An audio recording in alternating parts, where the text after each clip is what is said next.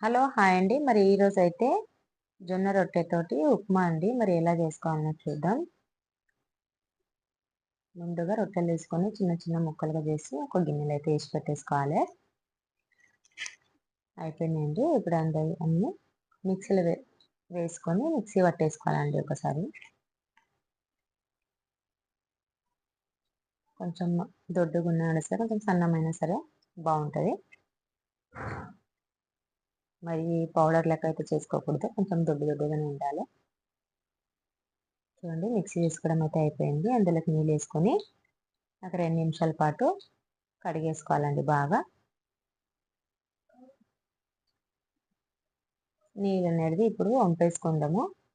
ఒక గిన్నెలో జాలి పెట్టేసుకొని అయితే అందులో అయితే వంపేసుకోవాలండి. ఇంకొకసారి నీళ్ళేసుకొని ఇంకొకసారి కడిగేసుకోవాలి.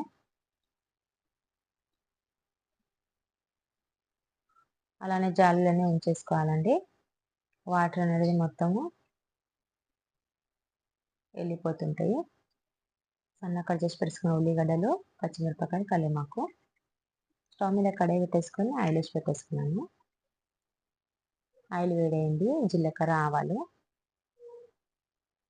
పోపు దినుసులండి, శనగపప్పు, మినపప్పు వేసుకొని అందులోకి పచ్చిమిరపకాయలు వేసుకోవాలి. ఒకసారి గోలిచ్చేసుకోవాలండి పచ్చిమిరపకాయలు. ఉల్లిగడ్డలు పెద్ద ఉల్లిగడ్డలు అయితే తీసుకొని నేనైతే 2 కల్లేమాకు. ఉల్లిగడ్డ ఎక్కువ ఉంటే టేస్ట్ అయితే బాగుంటుంది ఉప్మాకైతే. ఒకసారి ఫ్రై చేసుకుందాం. అందులోకి పల్లీలు వేసుకోవాలి.